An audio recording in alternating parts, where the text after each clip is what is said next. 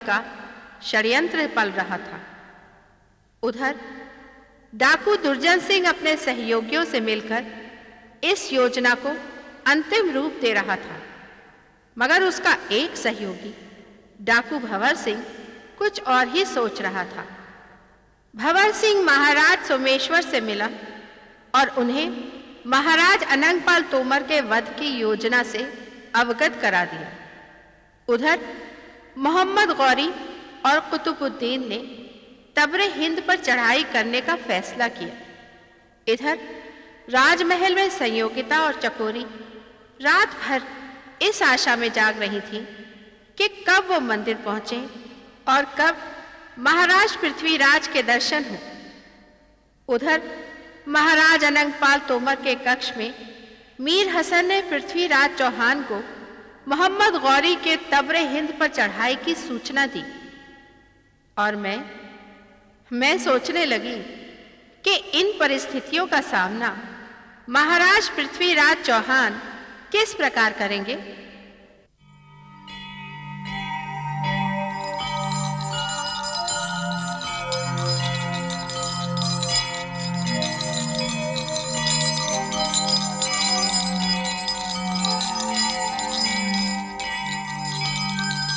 पिताजी, पिताजी, पिताजी, क्या बात है पुत्र? बड़ा अनर्थ हो गया पिताजी। अनर्थ?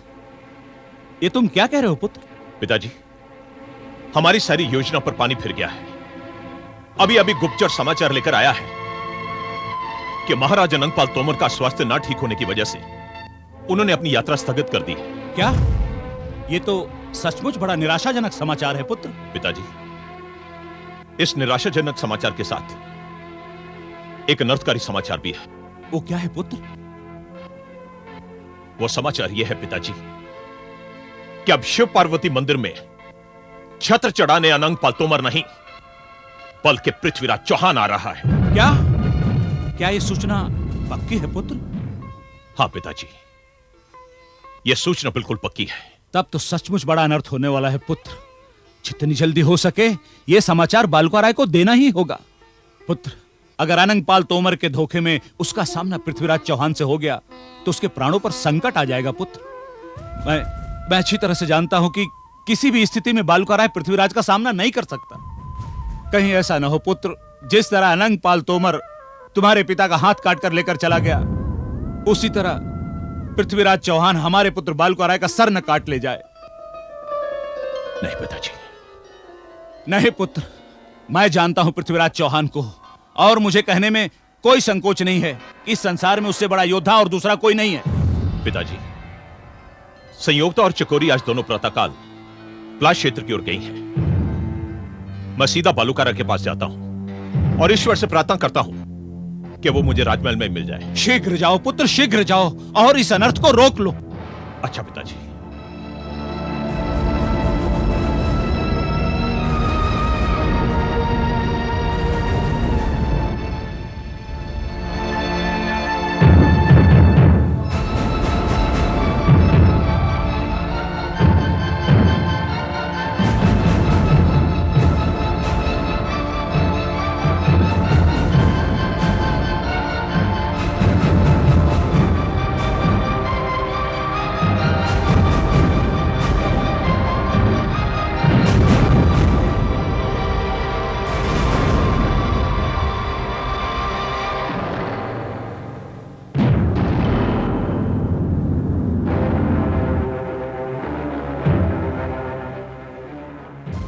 जय भवानी मां।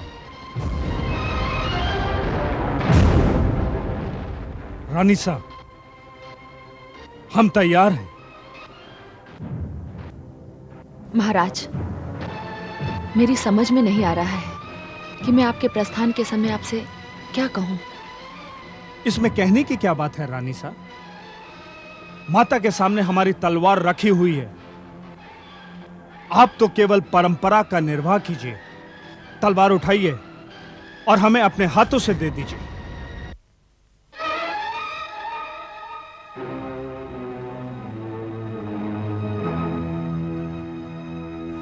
परंपरा?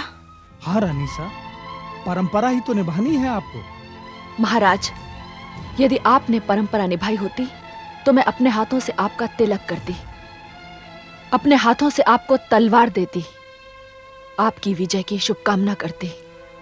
रानी सा, तो अब क्या बदल गया है? यही तो होता आया है और यही करना है आपको। अब कैसी शुभकामना महाराज? क्या कहूं भवानी मां से? मैं ये कहूं कि मेरा पति उन डाकुओं का साथ देने जा रहा है जो महाराज अनंगपाल तोमर की हत्या करने जा रहे हैं। रानी सा! हाँ महाराज, हाँ, आप महाराज अनंगपाल तोमर के साथ छल कर रहे हैं। आप अपने सहयोगी मित्र डाकुओं के साथ छल कर रहे हैं। आप नीति के साथ छल कर रहे हैं। आप मर्यादा के साथ छल कर रहे हैं। आप परंपरा के साथ छल कर रहे हैं। और तो और महाराज, आप मानवता के साथ छल कर रहे हैं। क्या ये भवानी माता को पता नहीं जिसके सामने तलवार रखी है? क्या उसे पता नहीं कि आप करने क्या जा रहे हैं?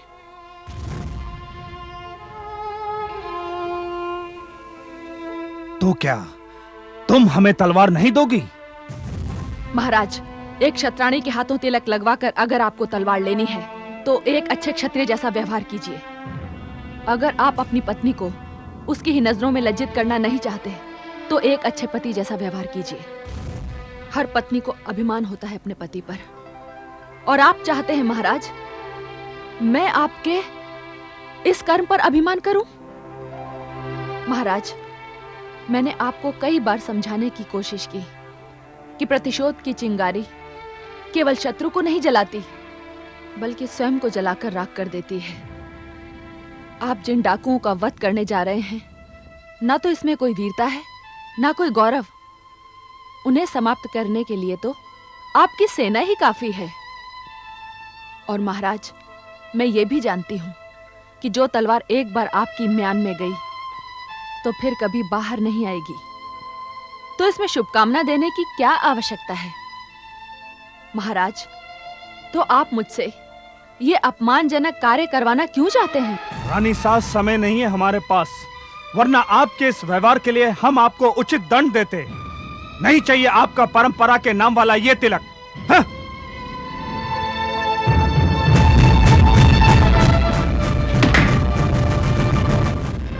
महाराज, तलवार क्षत्रिय की शोभा होती है। एक क्षत्रिय के हाथ से तलवार का गिर जाना तलवार का अपमान है।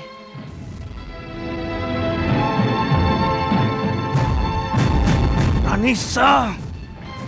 महाराज, भवानी मां आपको सद्बुद्धि दे। हाँ?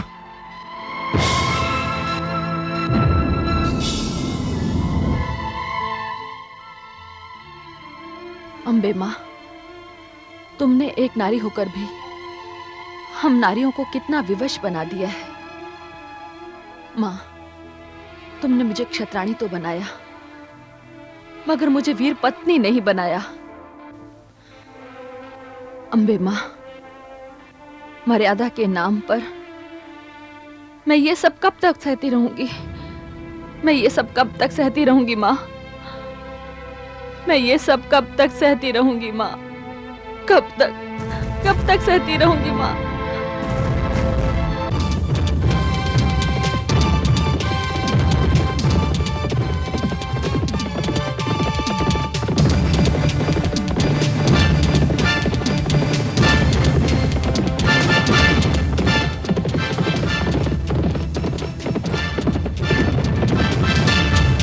बालुका, बालुका! जेठसा। और रानी, प्रणाम। सौभाग्यवती भाव। बहुरानी, बालुका कहां है? वो तो प्रातःकाल ही चले गए। चले गए? ये तो बड़ा अनर्थ हो गया। अनर्थ? ये आप क्या कह रहे हैं जेठसा? किस अनर्थ की बात कर रहे हैं आप? नहीं बहुरानी, ऐसी कोई बात नहीं। दरअसल वो जिस अभियान पर गया है वो अभियान स्थगित कर दिया गया है। मैं तो केवल यह सूचना देने आया था कि कोई तीव्र गति से जाए और उसे रास्ते में ही रोक ले। हाँ हाँ जेठसा, एक व्यक्ति है हमारे पास। कोई है?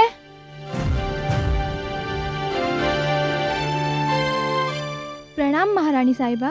भाई माधव सिंह से कहो मैंने उन्हें याद किया है। जी, जो आ गया। बहुरानी, मैं स्वयं चला जाता हूं माधव सिंह के पास।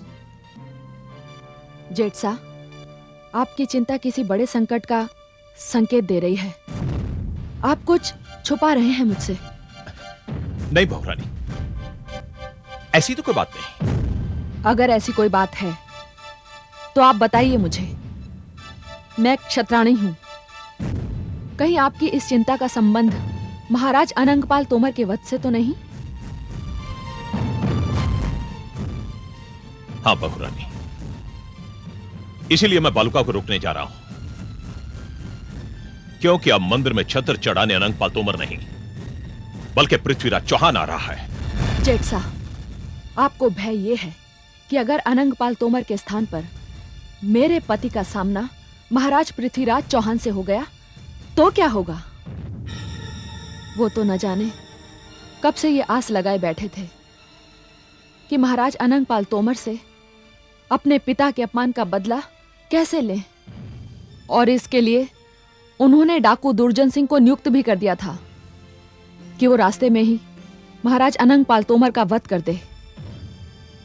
और आप ये कह रहे हैं कि महाराज अनंगपाल तोमर के स्थान पर महाराज पृथ्वीराज चौहान आ रहे हैं। जेठ साहब, आप लोगों के आपस के बैर ने न जाने हम जैसी कितनी ही क्षत्राणियों को जौहर करने पे विवश कर दिया है। बहुरानी! हाँ जेठ साहब, जब जब आपने महाराज अनंगपाल तोमर के वध का षड्यंत्र रचा है, कोई ना कोई अनर्थ हुआ है, और अब जो अनर्थ होने जा रहा है उसे कोई नहीं रोक पाएगा। जेठ साहब, मैं तो अब समय गिन रही हूँ, क्योंकि जितनी दूरी मेरे पति और महाराज पृथ्वीराज चौहान के बीच है, बस उतनी ही दूरी मेरे वैधव्य और मेरे बीच है। नहीं बहुरानी। हाँ जेठ साहब, हाँ, अगर मेरे पति को कुछ हो गया तो मैं दोष महाराज पृथ्वीराज चौहान को नहीं दूंगी। मैं दोष दूंगी आपको और आपके पिता को, क्योंकि जिस छल का आरंभ आपने किया था उसके परिणाम स्वरूप मेरी मांग का सिंदूर भी उजड़ सकता है। और अगर ऐसा हो गया जेठ साहब, तो मैं आपको कभी क्षमा नहीं करूंगी, कभी क्षमा नहीं करूंगी। हाँ, कभी क्षमा नहीं करूंगी।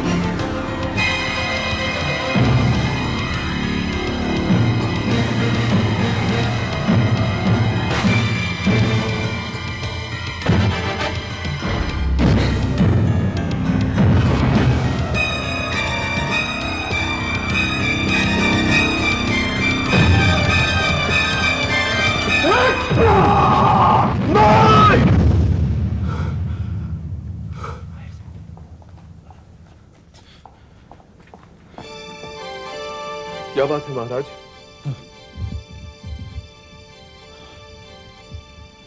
कुछ नहीं महाराज, आपका स्वास्थ्य तो ठीक है ना? हाँ चंद्रवर्ताई, बिल्कुल ठीक है हम। तो फिर आप इस तरह चौंक कर उठ क्यों बैठे? एक सपना देखा था हमने। सपना? हाँ सपना।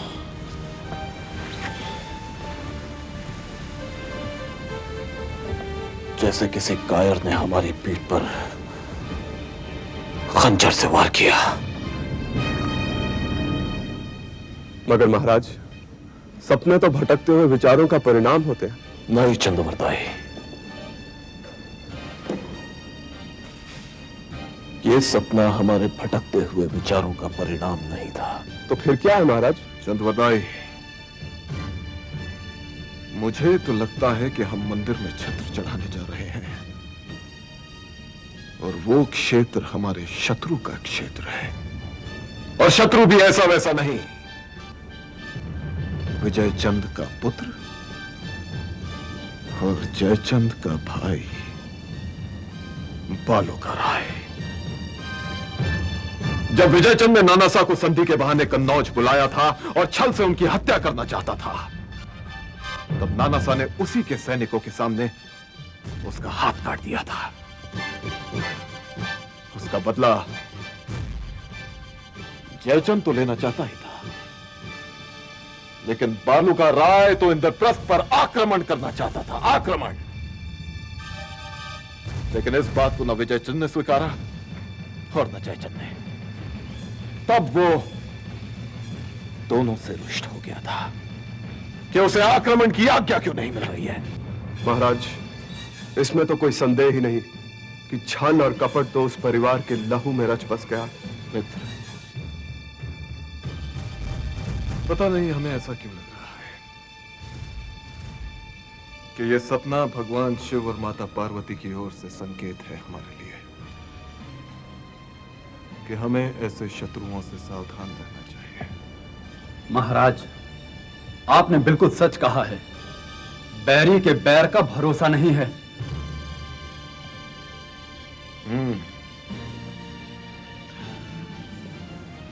ठीक है, अब आप लोग जाएं, विश्राम करें, रात्रि बहुत हो चुकी है। जी महाराज।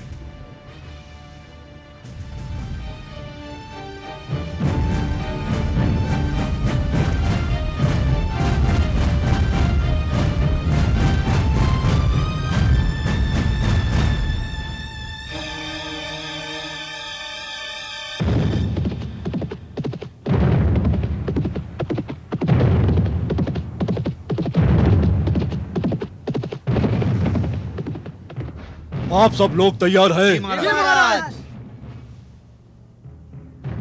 महामंत्री जी, बस यहां से थोड़ी दूर प्लास क्षेत्र की सीमा आरंभ होती है। बालू का राय ने तो यही योजना बनाई है कि जैसे ही महाराज अनंगपाल तोमर इस सीमा में प्रवेश करें तो दुर्जन सिंह उन पर हमला करके उनकी हत्या कर दे। मगर वो नहीं जानता उसकी ये योजना विफल होने जा रही है। ये तो भगवान शिव और माता पार्वती की कृपा है कि हमें उसकी योजना का पता चल गया। महामंत्री जी। जी महाराज। मैं अपने साथ कुछ घुड़सवारों को लेकर आगे जाता हूं। डाकू इसी क्षेत्र में कहीं छिपे हैं। जैसे ही मैं उनकी दृष्टि में आऊंगा, वो लोग घात लगाकर मुझ पर आक्रमण करेंगे। तुम सब लोग मेरे पीछे पीछे रहो। बस इस बात का ध्यान रहे कि डाकुओं की दृष्टि में तुम लोग ना आओ। इस प्रकार उन सबको एक एक करके चुन चुन कर हम लोग मारेंगे। जी महाराज। और एक बात का ध्यान रखना कि उनमें हमारा मित्र, हमारा हितैषी, शुभचिंतक भंवर सिंह भी है।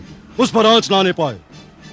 उसने न केवल अजमेर पर बल्कि इंद्रप्रस्थ पर भी उपकार किया है।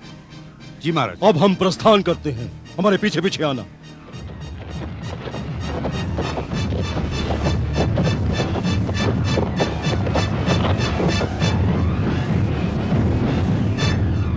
सैनिकों, आओ मेरे साथ।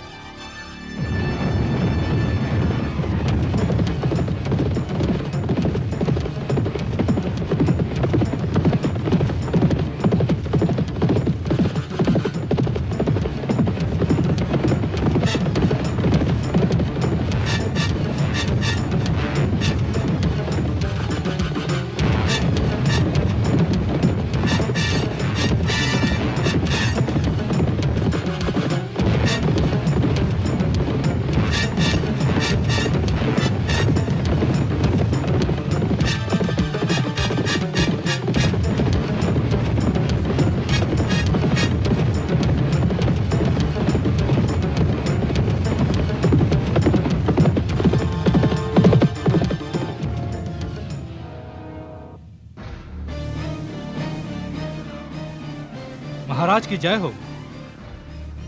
कहो सैनिक, क्या समाचार लाए हो? महाराज, मैंने अपने क्षेत्र में कुछ लोगों को आते हुए देखा है। इसका अर्थ है कि शत्रु आ रहा है। सुनो सैनिक। जी महाराज। तुम जाकर डाकू दुर्जन सिंह को भी उन लोगों के आने की सूचना दे दो। जाओ। जी महाराज।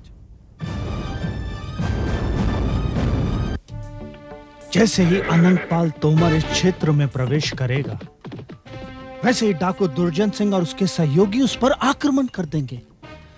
और यह आक्रमण इतना अचानक होगा कि शत्रु को संभलने का अवसर ही नहीं मिलेगा।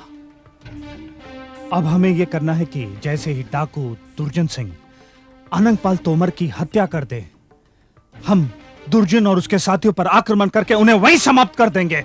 हाँ। संसार और इतिहास यही समझेगा कि महाराज अनंगपाल तोमर प्लास क्षेत्र के मंदिर में छत्र चढ़ाने जा रहे थे। तब रास्ते में डाकुओं ने उन्हें चारों ओर से घेर लिया और उस मुठभेड़ में वो डाकू के हाथों मारे गए। और हमने डाकुओं के इस अपराध के लिए उन्हें मृत्यु दंड दिया। हाँ।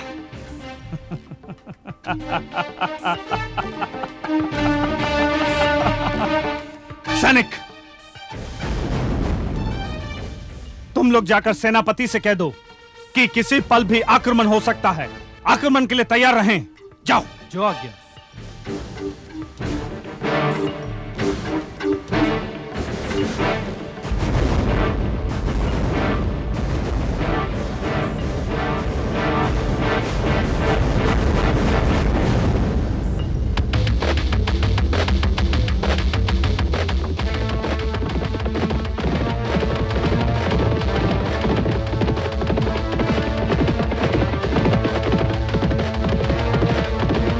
दुर्जन सिंह, बोलो।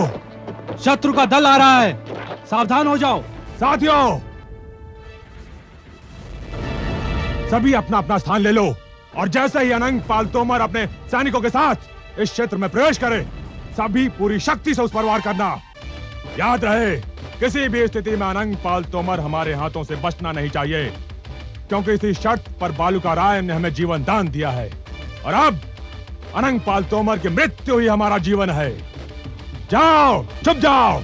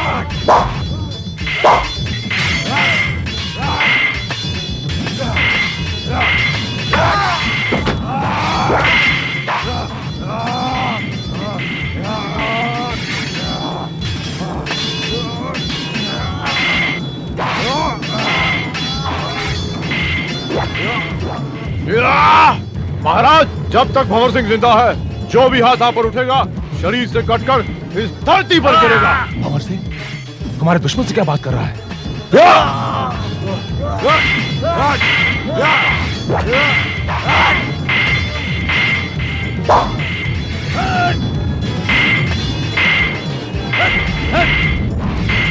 आक्रमण!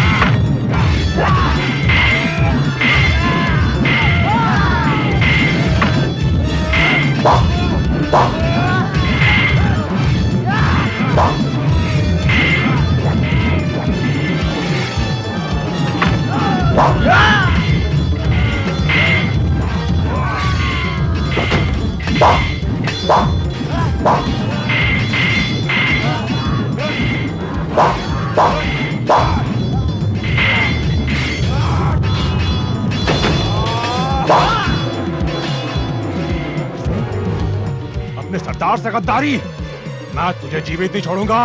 याद!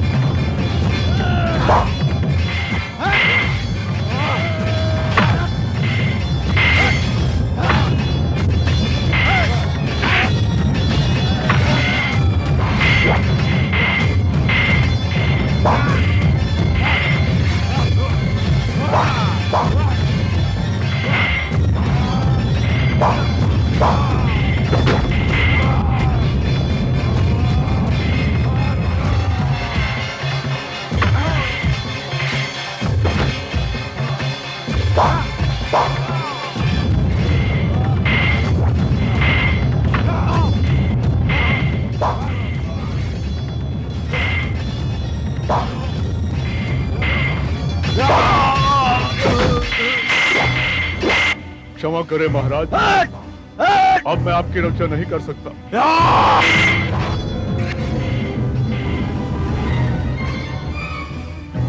ये तो अनंगपाल तोमर नहीं, बल्कि अजमेर नरेश सोमेश्वर है।